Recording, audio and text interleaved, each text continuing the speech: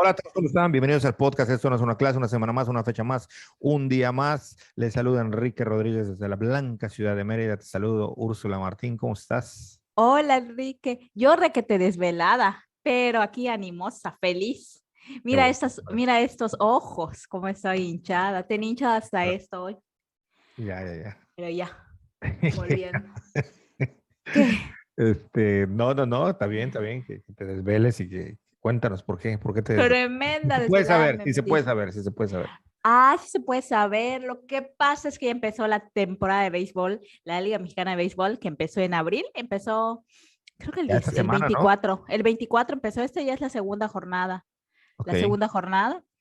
Y pues pasó algo esperadísimo, ¿no? El clásico peninsular, Piratas de Campeche contra Leones de Yucatán. Sí. En la segunda jornada, para los que no sepan, es el clásico de la zona sur, Piratas contra Leones de Yucatán. Todos, pues, o sea, los dos son estados beisboleros Y reflejo de mucha de la tradición. histórica rivalidad, y una rivalidad que aquí me he cansado de decir que no entiendo, pero bueno, existe una rivalidad entre campechanos y yucatecos, entonces en el Exacto. béisbol como que se dirimen todas estas rivalidades. Claro. Sí, sí, y además que decir que son dos de las aficiones más, pues más querendonas de su equipo, ¿no?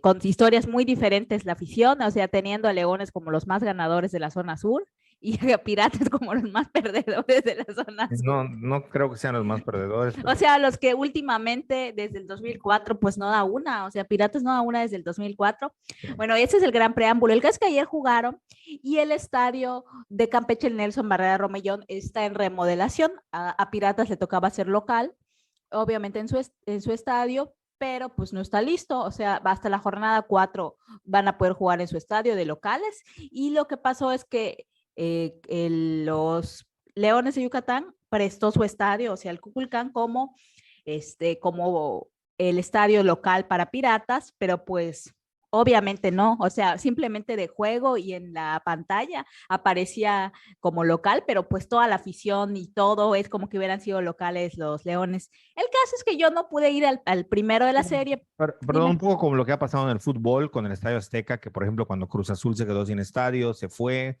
Creo que en Ajá. Guadalajara, saludos a nuestro amigo de Jalisco, Que por creo cierto que ya voy también a ir a Jalisco, ya voy a ir a ya vas a ir, Guadalajara. ahí está, que esté pendiente por si Exacto. quiere un mini meet and greet contigo, por si quiere un mini meet and greet contigo, es su foto aquí con un suscriptor. No, está bien, que nuestro amigo te contacte si quiere para que ahí platiquen. Este, que creo que en Guadalajara también había ocurrido, que es cuando un equipo se queda sin estadio, va, aquí está un poco raro, está un poco curioso porque pues son tan beisboleros que van, si fuese fútbol, no van, o sea, van los del Sí. equipo que tienen que apoyar. Pero bueno, entonces, ¿cómo estuvo el asunto? Bueno, el caso es que te digo, yo al primero de la serie no fui porque estaba trabajando, fue el martes. ¿Y qué pasó el martes? No sé, sí estaba fuera, estaba trabajando, estaba fuera, estuve en Campeche y no pude ir. Ese primero lo ganó Piratas, lo ganó así 9-0 me parece, muy bien ganado. Y el miércoles sí ya fui al segundo de la serie, perdió Piratas y dije, puchis, o sea, perdió y dije, ya estuvo, ¿no? Porque el de ayer y no había afición. El miércoles, el segundo de la serie, nada más yo estaba de Piratas, o sea, en toda la zona donde yo estaba en la parte de abonados además, y eso de abonados, para los que no sepan, es la parte de los muy aficionados que compran su lugar toda la temporada regular y pues lo compra la gente aficionada a Leones. Entonces, pues yo estaba en la zona más leona que se pudiera estar, con mi gorrita de Piratas y ahí y perdimos, ¿no? Y dije, oh, nada más vine a esto. Y ayer ya fue el último de la serie y yo la verdad creí que iba a perder Piratas, porque a ver, iba a pichear Negrín, que es el pitcher estrella. Y además Obeso, que es un buen jugador, la temporada pasada estuvo súper bien Obeso, jugando muy, muy, muy bien. iba a jugar en este tercer juego y dije, puchi, sí va a estar, la verdad sí va a estar difícil, no va a estar difícil que gane Piratas, pero bueno, ya fui ahí fui con una amiga, llevé mi jersey, que aparte mi jersey no había llegado porque la tienda de Piratas está cerrada porque es dentro del estadio, entonces no había podido comprar mi jersey. El año pasado compré solo la gorra porque el jersey dije, ay, me va a dar calor, que no sé qué. Entonces esta vez sí lo compré, pero lo pedí, dije a ver si no llega. Ayer salí de mi casa y le puse a estafeta un letrero, estafeta, si vienes a traerme mi paquete, por favor aviéntamelo al balcón. Y viniendo a mi casa después de comer, me habla estafeta y ya no le logré alcanzar la llamada y le devuelvo la llamada y me dice, ya vi su letrero, ya su letrero, ahorita se lo avienta al balcón. Dije, ay, sí, mi jersey, rápido lo llegué a lavar, porque no me gusta usar la ropa nueva sin lavar. Lo lavé, lo sequé y pum, me lo puse ya. Dije, ay, pues ni modo, si pierde mi equipito, ni modo, pero aunque sea voy con mi jersey. Y voy llegando al estadio, ¿no? Ahora sí había muchísima gente porque fue la final de la serie, ¿no? Entonces había un montón de gente, no como el Era miércoles jueves, que ¿no? estuvo vacío, ajá, Y ya es el jueves, día que se empieza la llenísimo, trampada. ajá, llenísimo, llenísimo. Y ahí sí vi la afición porque 2 camiones llegaron de Campeche de Turismo San Román, gente con sus gorritas, una camioneta que iba delante de mí de Campeche, dije, ay, hoy sí vino la afición campechana a apoyar, y yo pensando eso, ay, que no vayan a perder, porque todos ellos ya viajaron para ver a su equipo, ¿no? Y el caso es que ya, ¿no? Empieza el partido, muy duro, durísimo, empatados a 4 entradas hasta la sexta, a 4 carreras hasta la sexta entrada. Y Leones sí estaba bien, muy bien, muy bien. Dije, ay, en cualquier momento ya meten carrera, y así, y gritando y celebrando. Y todo, como ya iba con una amiga, pues ya me tenía más ánimos de gritonear todas las jugadas, ¿no? El caso es que al final gana Pirata 7-4, increíble, o sea, increíble, yo no lo podía creer, estábamos festejando, ahora sí todo abonados, la parte donde yo estaba, toda llena, así de gente de Leones, comimos un montón, y eso, ¿no? Al final ya ganamos, y yo ganamos, o sea, aquí está bien chistoso porque ya hablo en plural, o sea, ganamos quiénes, los campechanos, ¿no? Y está súper interesante porque yo no conozco a todos los campechanos, ¿no? Obviamente, y es un estado pequeñito, pero sí que me siento parte de esa comunidad de Campeche y además de los aficionados al béisbol y a Piratas específicamente, Y ¿no? digamos la parte representada en el estadio en el momento del juego. Claro, claro, claro, completamente, ¿no? Y sí que, o sea, sí que te deja reflexionando porque justo los deportes son ese gran, o han sido ese gran como símbolo para las naciones, ¿no? O para la famosa patria y matria, ¿no? O sea, muchos en estados como Campeche, como Yucatán, el béisbol es un eje articulador de esto que nos imaginamos como comunidad y como pertenencia. Y yo así lo veo, o sea, yo por qué me hace sentir o qué me da el sentido de ser campechana y después perteneciente a algo más que es México, pues es el béisbol, ¿no? O sea, es un gran símbolo para mí. Y el hecho de que también hay afición beisbolera en Yucatán, pero que también hay en Quintana Roo, pero que también hay en Tijuana, que también haya en Guadalajara con su nuevo equipo de los mariachis, ¿no? Que ojalá que les vaya muy bien, me cae muy bien ese equipo de los mariachis. Eso a mí y seguramente a muchos que nos gusta el béisbol nos hace sentir parte de, si bien de nuestro estado, de algo más grande, ¿no? Y pues por algo es la Liga Mexicana de Béisbol y supongo que así también será con el fútbol. O sea, el fútbol a mí me gusta, tú sabes que me gusta el fútbol, pero el fútbol a mí no me hace, no me genera eso. Pero al final los deportes así masivos, el fútbol es muchísimo más masivo y da muchísima más cohesión. Pero sí, o sea, eso sí es como muy, muy interesante y porque uno puede saberlo, ¿no? O sea, desde fuera y nosotros como personas que estudiamos ciertas cosas, lo vemos desde fuera, ¿no? Y podríamos creer que eso nos haría estar ajenos, pero no es así. O sea, al final, yo en el estadio ni me pongo a pensar en, ay, esto es una comunidad imaginada o, ay, esto es un símbolo que me hace sentir.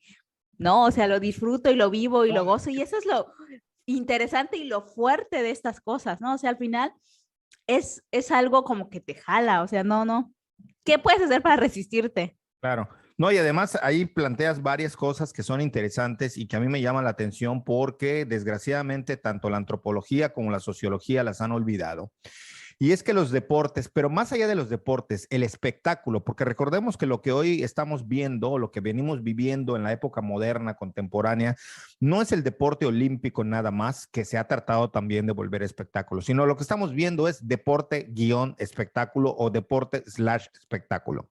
Es decir, los espectáculos masivos tienen dos funciones sociales bien importantes y que han sido pilar de la antropología. Entonces, cuando la antropología ya empieza con posturas políticamente correctas, dejando de analizar para lo que fue hecho y para lo que sirve, cuál es la función social, aunque me digan muy estructuralista o funcionalista, de estos espectáculos, son dos principalmente. Número uno, un poco crear este sentido de unidad y de comunidad en el interior del Estado, del estadio, perdón, porque ahorita vamos a hablar de lo que dice el título que estarán leyendo, no vayan a pensar que está disociado, ¿no? O sea, la anécdota tiene Tenías que que ver. hablar de béisbol nada más. No, la idea tiene, el inicio, el intro del béisbol tiene que ver con esto, ¿no? Entonces, deportes, espectáculo tiene que ver, uno, con esa idea de generar en ese momento un fervor de unidad, de comunidad, pero por el otro lado también viene a sacar todas estas necesidades de los colectivos o de las colectividades de expresar enojo, insultos, gritarle al árbitro de lo que se va a morir, gritarle a un jugador. Por eso la lucha libre es tan espectacular. La lucha libre es más catarsis para quien observa que para quien está ejecutando o para quienes están ahí. O sea, es para la gente. Es un espectáculo. Algunos dicen que tiene que tener límites, otros que no. Por supuesto, llegar a la violencia física ya rompería por cuestión normal y natural cualquier límite que uno pueda predecir antes. O sea, esto es algo que no debe de ocurrir. Pero digamos que sí son, incluso en algunas tesis, en alguna tesis que leí en Chile sobre fútbol, donde se hablaba de que en Chile y en Argentina el fútbol era el mejor psicólogo, o el psicólogo, no el mejor, el psicólogo más barato para los argentinos y los chilenos. Y en ese sentido, por ejemplo, los espectáculos donde hay golpes, el box, donde hay sangre, toros, gallos y estas cosas, también tienen una función que es la de hacer que la gente sienta como que no tiene necesidad.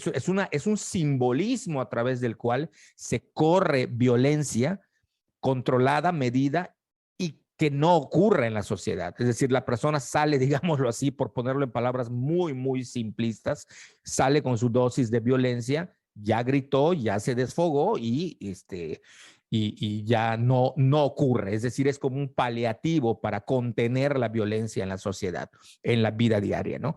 Esto es algo básico en la antropología que siempre se había estudiado, ¿no? Comunidades donde una vez al año se agarran a golpes, se agarran a madrazos, comunidades donde hacen una representación de que hay una matanza, en fin.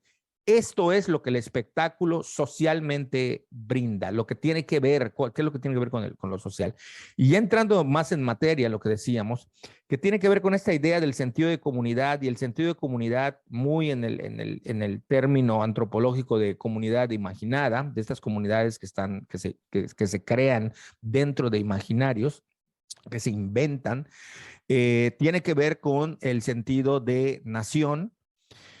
Y la nación está pegado con lo de patria. ¿Y por qué lo sacamos a colación? Porque últimamente ha habido una serie de confusiones respecto a estos conceptos. Es decir, patria no es lo mismo que Estado-nación y no es lo mismo que gobierno.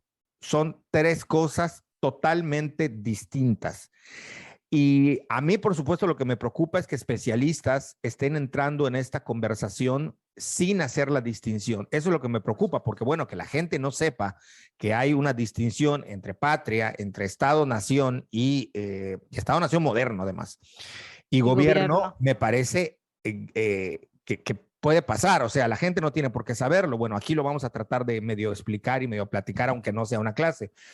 Pero sí me parece que es importante porque por ahí es donde se entra en juego mucho de esto que estás diciendo que ocurre como el béisbol. Es decir, la política partidista hoy convertida en un espectáculo de masas que se transmite en streaming, que se transmite en vivo, que se transmite por YouTube, que se transmite por televisión. Todo mundo lo está haciendo. Estamos ante la política como un espectáculo de masas, ¿no?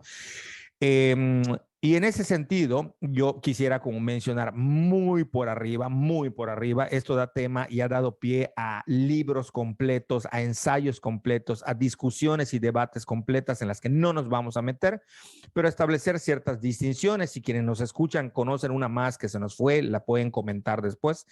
Pero básicamente diríamos que la patria apela a esta, es decir, es aquel territorio que tiene un individuo nace en un territorio y la patria de alguna manera construye elementos parecidos al de Estado y de la nación que tiene que ver con símbolos patrios que hacen que la persona se sienta pegada a ella. Una persona puede pertenecer o ser parte de la patria por nacimiento, por una cuestión jurídica, es decir, se nacionaliza, se naturaliza, y la otra es por afecto, que esta es bien importante y muy interesante, es decir, por cuestiones afectivas, ¿no? Un caso Chavela Vargas, ¿no? Que dice, además, su gran frase de Chavela Vargas, no puede ser más nacionalista, más apelante al sentido de comunidad y más de tocar estas fibras simbólicas, donde dice, el mexicano nace donde le da su chingada gana, porque ella no es mexicana y sin embargo construyó toda una carrera y una imagen con base en su mexicanidad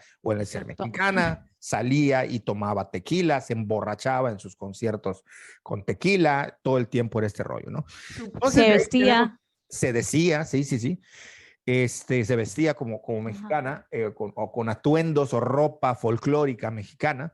El caso es que en ese sentido, cuando hablamos de la patria, estamos apelando a la parte más simbólica, sentimentalista, casi diría yo chantajista, que busca el apego de un colectivo hacia un territorio, hacia una nación. Y ahorita vamos a tratar de desglosarlo. Es decir, los símbolos patrios en México son intocables. La bandera, exacto, cuidadito que se te vaya a caer. Vean ustedes cuando vayan a izar y bajar la bandera en cualquier plaza pública de México, la solemnidad, si estás sentado ahí, un militar se acercará y te dará la orden de que te levantes y saludes a la bandera. No puedes alterar en absoluto, porque es delito, la bandera, no puedes alterar el himno nacional. Es decir, hay una serie de símbolos patrios que apelan a esta irracionalidad, apelan a una emocionalidad que se supone que deben tratar de hacerte sentir perteneciente a la llamada patria. En ese sentido, a lo que apela también es a construir una serie de elementos, de símbolos cuasi religiosos, sagrados, que son inalterables e intocables. De ahí su fuerza para lograr penetrar. Es decir, tú puedes insultar un gobierno, tú puedes insultar a un Estado, puedes estar en contra de las formas de un Estado, pero no puedes estar en contra de la patria. Porque esto te es penalizado prácticamente con el destierro en algunos países. Entendamos que el sentido de patria va a depender del tipo de gobierno. Bueno, el emblema, el grito emblemático más famoso que tenemos de nuevo es el de Cuba, su famoso patria o muerte. De ahí que los disidentes hayan creado un lema alternativo que es patria y vida. Pero nada más como ejemplo para que veamos hasta dónde llega. Y en el caso de México, bueno, pues tenemos nosotros los lábaros patrios, la bandera, el himno nacional, los niños héroes, en fin, una serie de cosas que además se van uniendo a la cultura popular como el mariachi, el tequila, el son, los tacos, todo este tipo de cosas. Vean ustedes cómo se generan discusiones en las redes sociales cuando alguien ofende la comida regional de un estado o cuando alguien dice que no le gusta la comida mexicana. La gente es capaz de entrar en una furia como si le hubiesen tocado a la madre. Entonces es la madre patria, ¿no? O sea, es como este tipo de elementos y símbolos que están ahí. Entonces, eso es la patria. No sé si hasta aquí tengas tú algo que añadir o comentar para que pasemos a lo del Estado. No, nada, nada, exactamente eso. O Luego, sea, sí, adelante, adelante. Sí, eso, o sea, al final lo que estás diciendo es justo lo que yo tenía en mis apuntes. Okay, luego tenemos el famoso Estado, ¿no? Grandes rasgos, el Estado moderno, porque tenemos elementos de construcción de Estado desde hace siglos y en otros contextos socioculturales e históricos muy pasados.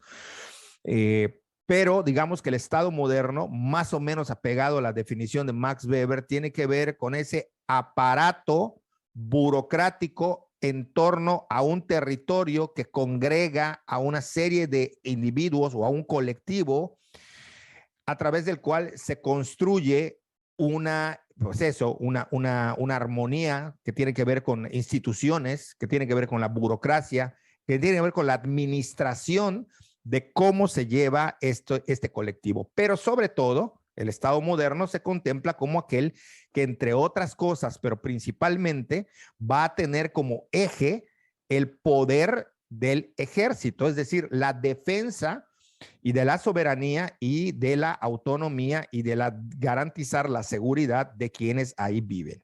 Esto es Sí. muy grandes rasgos, muy grandes rasgos. ¿Y por qué? Porque viene Estado-nación, porque la nación, como habíamos dicho, es un constructo, una invención absoluta y arbitraria de qué es lo que se cree que debe de ser la nación. Y por eso entonces se convierte también en una construcción de símbolos nacionalistas que apelan a un apego a esto. Es decir, ¿cómo logro yo conglomerar, aglutinar dentro del Estado, más allá de que tiene tres ejes que son el poder ejecutivo, legislativo y judicial, es decir, el del presidente, el electo en las democracias representativas, el de la Constitución y luego el de las Fuerzas Armadas, el ejército, ¿no? Claro. Sí, no, sí, completamente. Y sigue. Grandes rasgos, esto es el Estado. Y luego viene el gobierno, que son estos representantes, aparatos burocráticos, a quienes dirigen los aparatos burocráticos, que se eligen y están para garantizar el orden. Están para garantizar la tranquilidad, para garantizar el bienestar de la gente. Esto es en teoría. Son las personas encargadas de hacerlo. Puede y hay, de hecho, de facto, una disociación entre gobierno, partidos políticos, Estado, nación y patria. Son tres cosas diferentes. O sea, ninguna va con ninguna. Ninguna va Son con autónomas entre sí. No sé si lo pude explicar, sobre todo si pude explicar las diferencias, pero pues bueno, que le den para atrás y ahí está, y nos regalan una vista más. Ajá. O una escucha más. A grandes rasgos esto es. ¿Y esto por qué viene a colación? Para saber nosotros cuando alguien habla con una facilidad de eres un traicionero, son traicioneros a la patria, hubo traición a la patria, eres un vendepatrias, eres un no sé qué de la patria. ¿De qué estamos hablando? ¿No? Estamos hablando de la parte más sensible, diría yo no sensible, de sensibilería, de entender hasta dónde llega la delimitación de qué significa el sentido de pertenencia a un territorio y a unos símbolos y a una cultura, a un contexto sociocultural, desde la parte más sensibilería. Claro. Esto es lo que está, digamos, detrás. Muy grandes rasgos, ¿no? Sí, y fíjate que es bien interesante porque si lo viéramos de otra manera, o sea, porque ese es el lado al que se apela, ¿no? El emotivo, ¿no? El que perteneces a una patria y tienes un pasado común, que aquí el pasado común está bien chistoso porque es un poco la grandeza de lo prehispánico y la modernidad y todo esto, ¿no? Entonces eso que compartimos, que nos hace mexicanos fuertes y bla, bla, y todo ese rollo, ¿no? Pero si lo viéramos así, tal cual es, ¿no? Que es al final un Estado-nación y esta parte tan sensible, tan, no sé cómo decirlo, emotiva, por no decir otra cosa, simplemente es una dominación legal de un grupo social fundamentado en ley y derecho. Es decir, o sea, hay un grupo dominante que en algún punto decidió que esa era la manera de organizar a quienes dominan y lo fundamentan a partir de una constitución, que es el documento donde están todos los principios legales que organizan y que nos dotan de derechos y obligaciones. Entonces, constitución que a cada rato se andan pasando por el arco del triunfo. Exacto. Por ejemplo, la diferencia entre gobierno, Estado y la parte legislativa, ¿no? Exacto, sí. Entonces, es eso, o sea, al final, cuando apelas a decir la patria, la nación, a lo que estás apelando es a que estás tan conforme con el estilo de dominación que hasta la defiendes a capa y espada. Es capa y espada, ¿no? Y es chistoso, ¿no? Porque hay mucho, o sea, se habla pestes, pero no pese, sino que parece que sí está disasociado en nuestra mente nada más, porque si bien son entidades autónomas, una no existe sin la otra. O sea, para que se pueda conformar o para que podamos entender Estado, nación y patria, tenemos que entender que es un sistema de dominación legal. Así es, así es.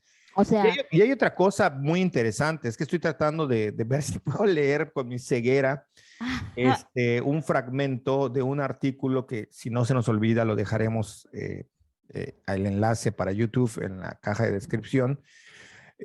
Muy interesante, que es un ensayo que discurre sobre la idea de la mexicanidad, se llama El Sur al filo de la mexicanidad, que justamente lo que pone en tela de juicio, o no pone en tela de juicio, sino más bien critica esta idea de que los mexicanos somos todos iguales y todos estamos unidos por las mismas cosas. Y justo habla de cómo el sur se cocina aparte, ¿no? Entonces voy a tratar de leer, a ver si puedo.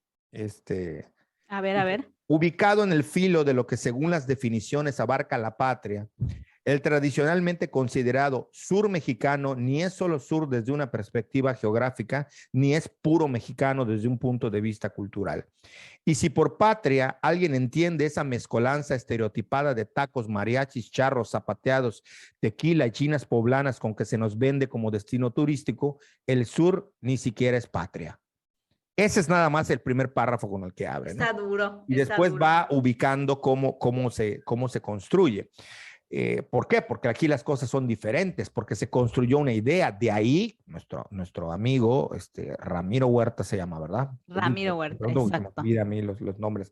Ramiro nos podrá contar, si escucha este episodio, cómo la rivalidad, digamos, que existe, por ejemplo, entre la gente de Jalisco y la Ciudad de México, al menos la que yo conocí cuando estuve por esa zona, por el Bajío, tiene que ver justo con que todos los símbolos, o la mayoría de los símbolos de lo que es la mexicanidad muy centralizada, se construyeron, o de la patria, se construyeron a partir de elementos de Jalisco, como dice lo que acabo de leer. El mariachi, el tequila, la china poblana, el pozole, las fiestas patrias. O sea, tú ves la fiesta mexicana y es una fiesta de Jalisco.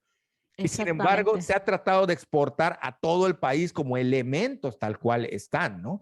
Y cómo se vive el nacionalismo en el estado de Jalisco y en el Bajío es mucho más fuerte, créanme, que lo que se vive en el resto del país. O sea, si ya de por sí nos parece fuerte, en estas regiones se ha concentrado y se ha construido una idea de apego a la patria y a la nación mucho más fuerte. No en balde, volviendo a los deportes, el equipo de Chivas de Guadalajara es el único equipo de fútbol que solamente contrata jugadores mexicanos. No tiene extranjeros. Exactamente. En Guadalajara es el único lugar donde surgió la única iglesia no católica mexicana, que es la luz del mundo. O sea, si vamos a tener una iglesia que no sea católica, pues entonces esa va a ser mexicana, ¿no?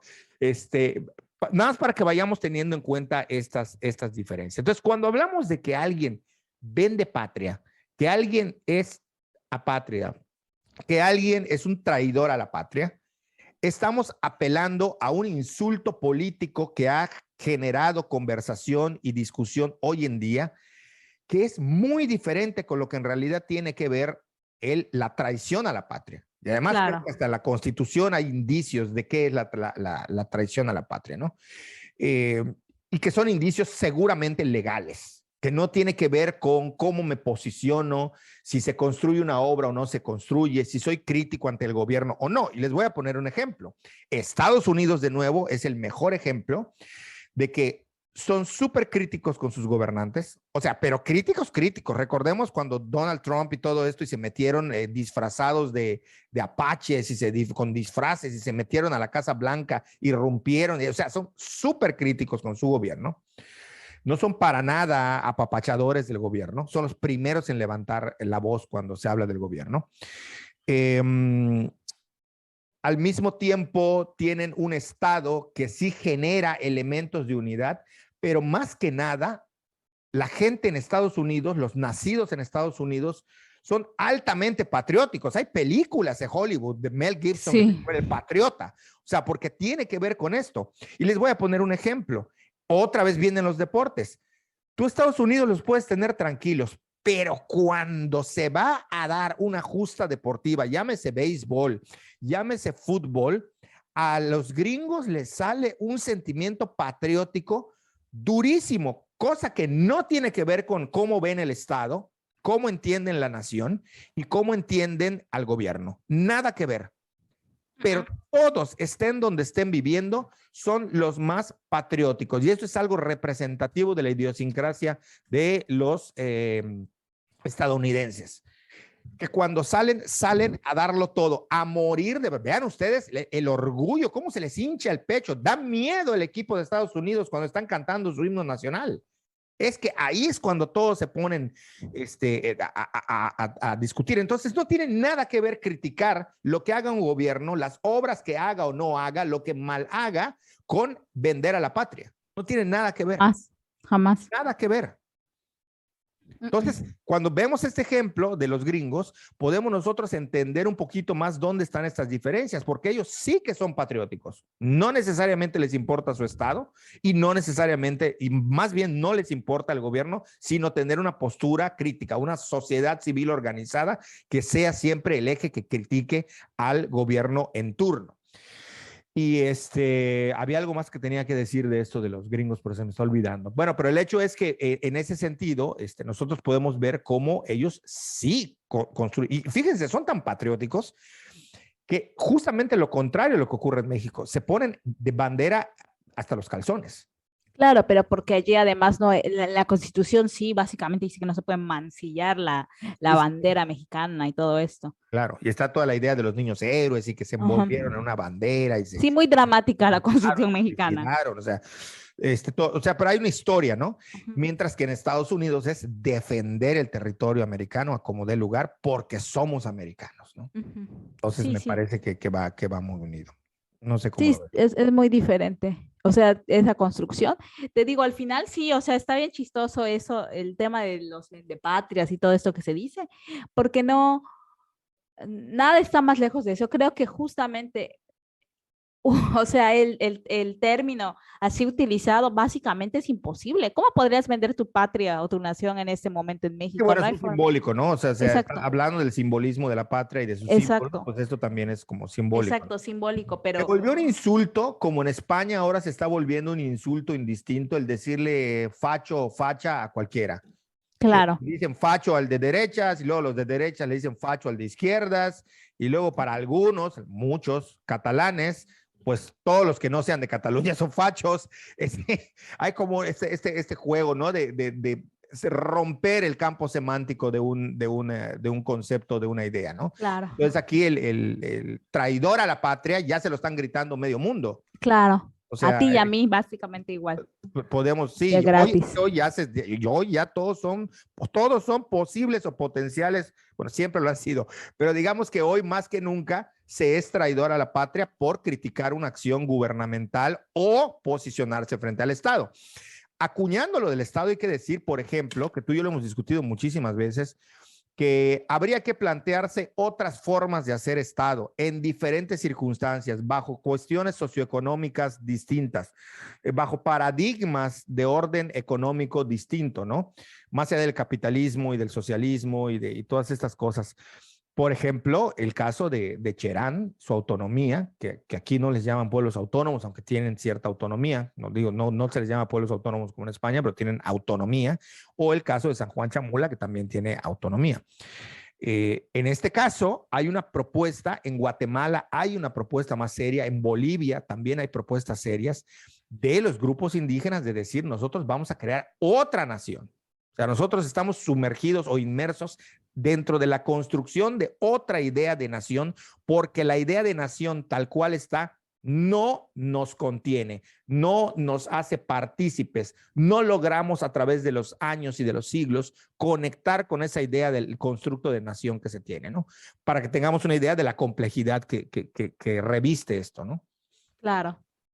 Sí, y sí que tiene una complejidad. Yo ahí tengo una anécdota, ¿no? Que yo alguna vez me peleé con alguien horrible, así a muerte. Bueno, no a muerte, a terminar una relación de noviazgo por ese tema. O sea, sí está cañón. La idea porque... Bueno, no cuentes la anécdota, pero cuenta cuál era el debate. Ok, sí, voy a contar cuál. El debate era acerca justo del Estado-Nación y que esta persona proponía o su idea era que había otra forma de construir un estado indígena, ¿no? Desde la decolonialidad y estas ondas que a mí, sinceramente, teóricamente no me terminan de aportar nada. Perdón a quienes No es les algo dé bien algo. sustentado, son Exacto, teorías, de nuevo, que apelan más a estos sentimientos o construcciones ideales, de mundos ideales, y no a través del rigor metodológico. No es otra cosa. Más que eso. exactamente. Idealmente encanta, pues idealmente todas las posturas políticas te convencen. Lean bien cuál es la postura de las izquierdas o de los que se consideran de izquierda y lean los que se consideran de derecha, partidos políticos. Todos los partidos políticos tienen leyendas bellísimas, pero son Exactamente. irrealizables. Sí, sí, sí. Entonces, y pues yo lo que le decía, yo estaba mucho más chica que ahora, ¿no? O sea, no tenía tanta experiencia no diré ni tantas lecturas, pero no las lecturas que tengo ahora. Pero para mí era ilógico que si se quería proponer algo desde el pensamiento indígena, que desde ahí yo ya empezaba con mis dudas, ¿por qué querer, y desde la decolonialidad, que con todo lo que propone de generar paradigmas y conceptos desde ese pensamiento, que no sé cuál sea hasta ahora, ¿por qué rayos casarse con la idea de Estado? O sea, ¿por qué no construir otra forma de organizar que no sea un Estado? Porque un Estado implica, pues, desde tener un territorio, una población, instituciones, estas instituciones que se dividan en el aparato administrativo, en el aparato coercitivo y el judicial. ¿Por qué la idea de Estado? O sea, a mí sí me sorprendía y esa era mi pregunta, ¿no? O sea, ¿por qué casarse con la idea de un Estado indígena o estas cosas? ¿Por qué no proponer, si ya muy decoloniales, ¿por qué no proponer otra manera de organizarse que no sea un Estado? No sé cuál, porque la verdad No, está difícil pensar es fuera que, de la caja. es que el problema es que no, de nuevo, es donde digo, falta rigor. Me van a decir, no, es que no los has leído, ya los leí, ya los leí. Sí, Ya ya lo sé. leí y todo tira a eso. La mayoría de los ensayos que estamos leyendo hoy, este que hizo Sopa para Wuhan, todos estos asiáticos, Slavoj Zizek y todos estos, sus construcciones teóricas sí tienen rigor, sí, una parte, pero después la propuesta siempre tiende a una construcción que apela más a sentimientos que a verdaderamente construcciones rigurosas de análisis o a herramientas de análisis rigurosos. Se me está yendo lo que iba a decir. Yo estaba hablando del Es la Estado tercera, indígena. todas las terceras dosis de las vacunas. Eh, Ay, Dios, se me está yendo, se me está yendo. Pero ¿qué está? ¿Tú con qué terminaste? ¿Con qué cerraste? Que por qué, o sea, te dije todo lo Ya. de, Lo de la mira, decolonización o decolonial, que se me olvida. de colonialidad. Es que aparte el Decolonialidad, nombre está difícil. lo de colonial, Ajá. de colonialidad. Ya está. Eh, Parte de la deconstrucción. Y la deconstrucción también ha sido manoseada y malentendida. No me voy a poner aquí a dar clase, voy a dar algunos trazos nada más de por qué justamente eso que tú estás diciendo no es posible, lo que tenías de discusión con esta persona. Porque eso que dicen de construir para luego construir, hay que entender primero que la deconstrucción, de ahí deriva lo de la decolonialidad. La deconstrucción parte de la visión crítica de Jacques Derrida.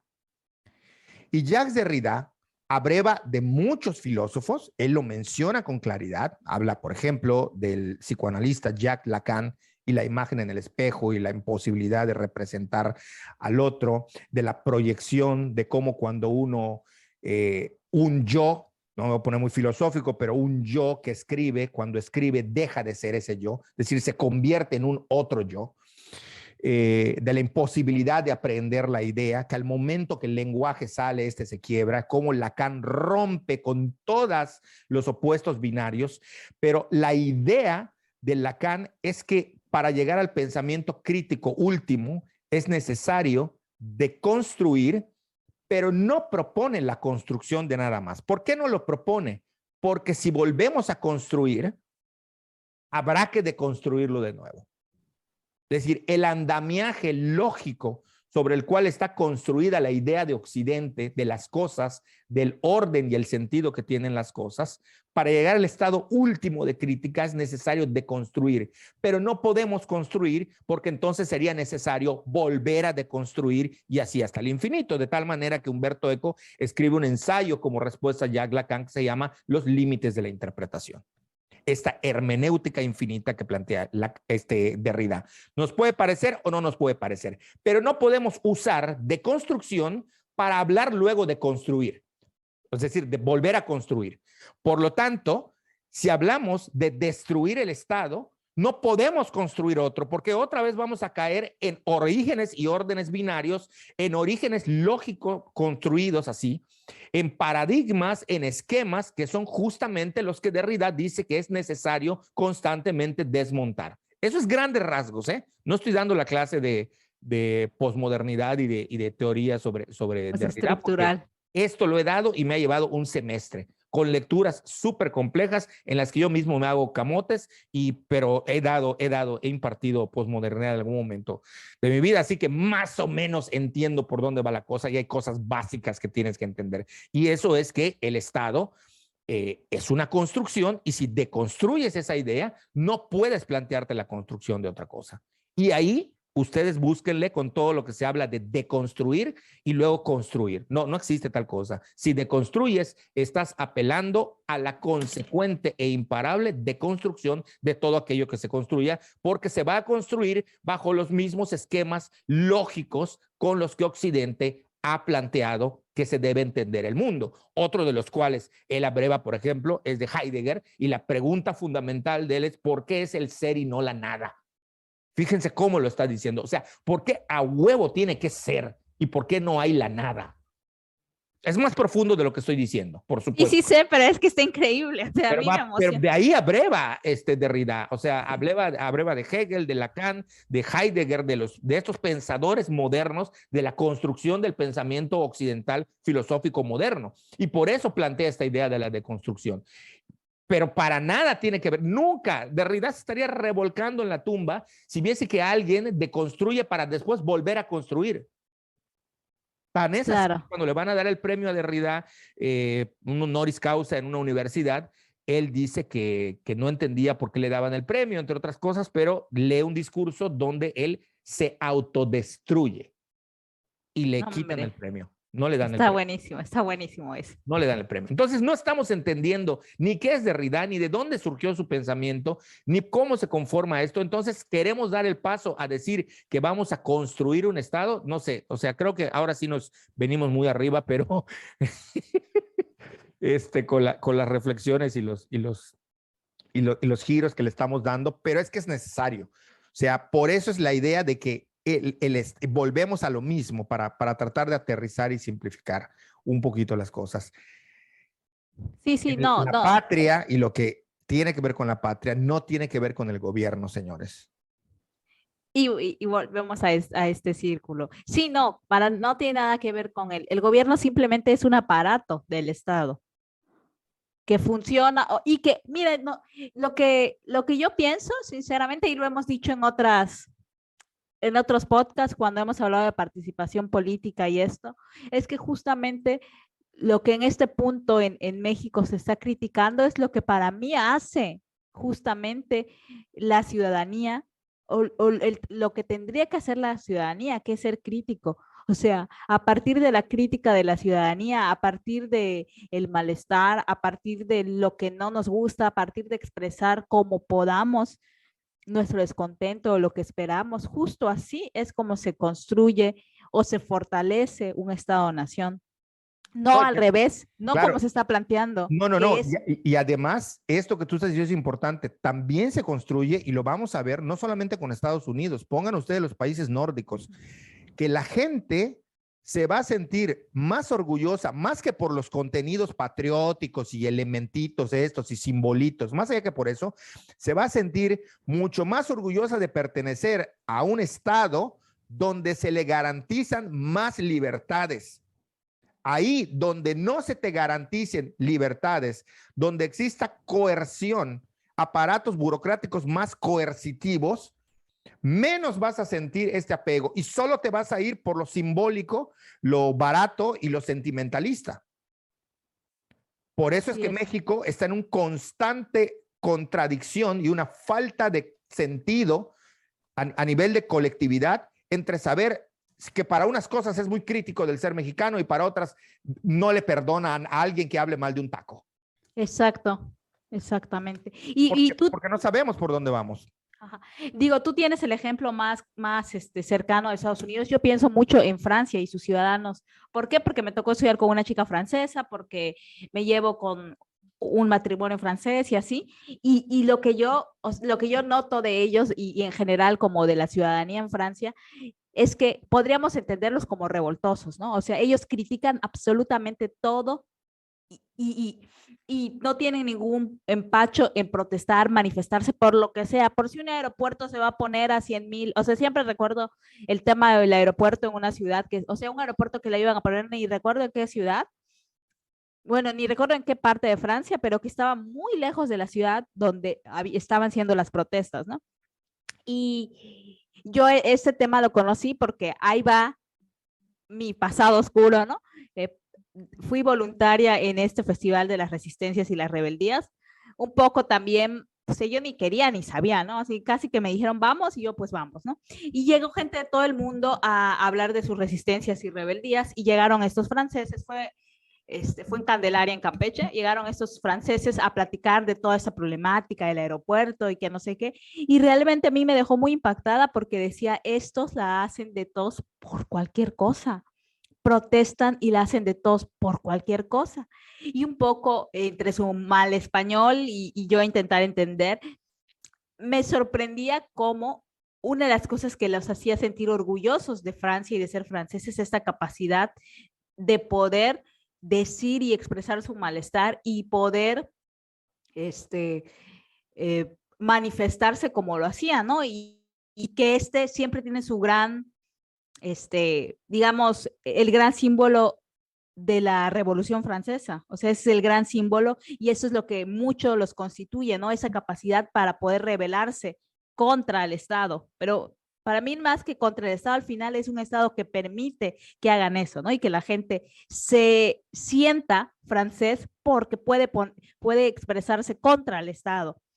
Y me pareció muy interesante también, ¿no? Como construir, como el gran referente es la Revolución Francesa y el hecho de ser contestatarios, rebeldes, y portarlo con orgullo. Esto en México, si tú eres contestatario y rebelde y te manifiestas por lo que sea, en este punto eres vendepatria, pero en otros gobiernos ha sido como, se ha reprimido más esto también, ¿no? Entonces, el que hacer sí, ciudadanía y democracia, ¿no? Exacto. O sea que a mí sí me parece que vivimos en este punto, en un momento en el que estamos en esa coyuntura de poder ser así, o sea, de poder construir nuestra ciudadanía de esta manera, que yo ahí sí lo digo, desde mi perspectiva, es una buena manera de hacer ciudadanía, el poder manifestar nuestro descontento, el poder tener propuestas reales, el poder de verdad llegar a una visibilidad, como sea, como suceda, Claro. pero sí, al mismo tiempo me preocupa porque si bien estamos como empujando muchos a hacerlo, por otro lado hay muchísima parte de la población que esto lo ve mal, ¿no? O sea, tú tienes que estar de acuerdo con el gobierno, tú tienes que ver... Es la salida fácil, te dicen vendepatrias y entonces tú te sientes mal y dejas de hacerlo. Es la salida más populista, barata, chantajista que puede haber. Claro. De ambos lados, ¿eh? Porque se han estado diciendo vendepatrias de todos lados. Sí, sí, no, definitivamente. La supuesta oposición, que también me parece que eso es un concepto mal empleado en México, le dice al Ejecutivo también vendepatria, él le dice a otros vendepatrias, y entonces empieza a jugarse con esta idea, ¿no? En el caso francés que pones, que es excelente, también podemos ver en el caso gringo algo puntual, aparte de lo que ya he dicho, o sea, aparte de su patriotismo, que algo que ellos defienden a nivel de ciudadanía es la libertad individual, la libertad de sus garantías individuales. O sea, ellos van a defender eso a muerte. Es decir, son estadounidenses norteamericanos en la medida en la que se les garantiza su libertad. Los grandes problemas que han tenido con Joe Biden, además de las cuestiones económicas, medidas económicas torpes que ha tomado, es que se les ha restringido a partir del COVID, pero también con otras fórmulas, las libertades. Y esto es algo que los pone muy, muy, muy mal, muy mal. Y ahí es donde todos se unen, independientemente de ser demócrata o republicano, donde cuando tú le tocas al gringo el tema de su libertad, libertad de expresión, libertad de hablar, libertad de opinar, libertad de manifestarse, libertades individuales del sujeto. O sea, por eso sale lo del gringo loco. Lo del gringo loco, ¿por qué sale? Porque es alguien que es capaz de que si quiere salir en calzones corriendo por la calle, nadie puede decirle nada. Si quiere salir disfrazado de la vaquita esa Alpura y bailar en medio de una plaza pública, lo puede hacer mientras no esté dañando a los otros. Es decir, esta idea de si yo quiero ir a la escuela pintado no sé, de algún grupo étnico o de alguna representación folclórica, lo puedo hacer. Nadie me va a decir, oye, tú salte. Los niños en Estados Unidos van con pelo largo si se les da la gana. Van vestidos con shorts si se les da la gana.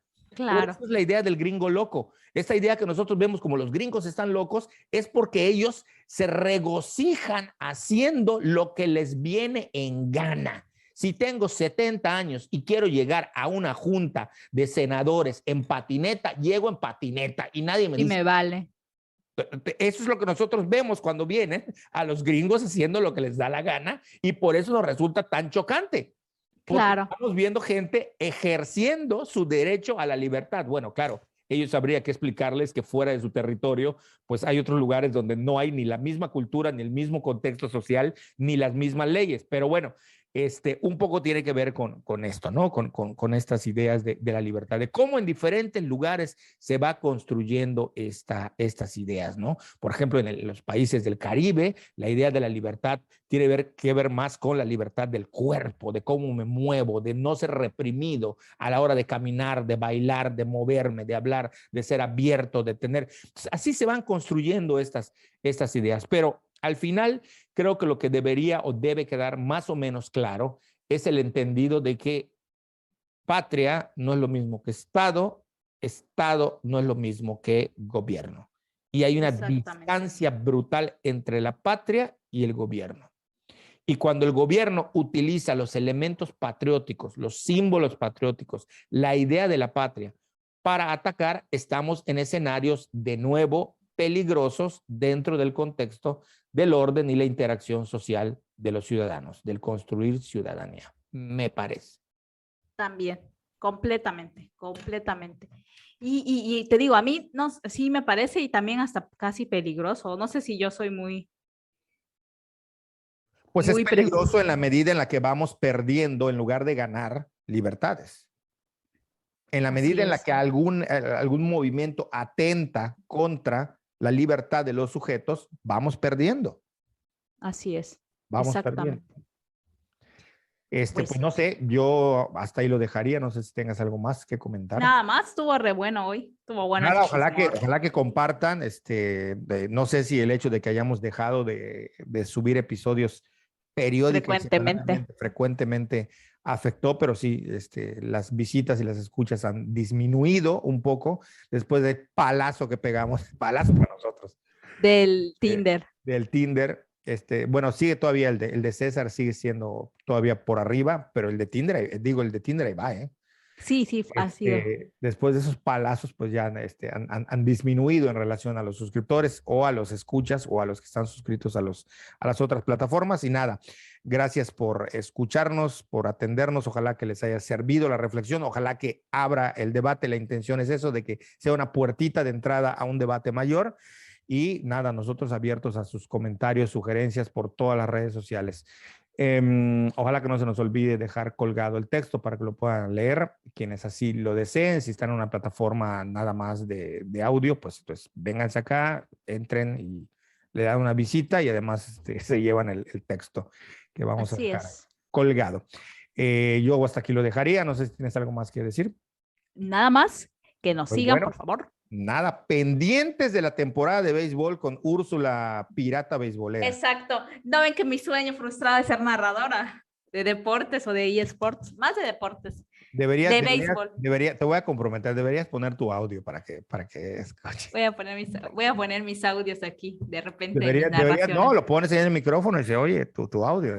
La próxima lo pongo, mis audios. Bueno, ok, dale. Pero sí me emociono, sí lo hago con el corazón. Se oye, que tu emoción se nota. Dale, pues estamos viéndonos y nos vemos en el siguiente episodio. Hasta luego. Chao.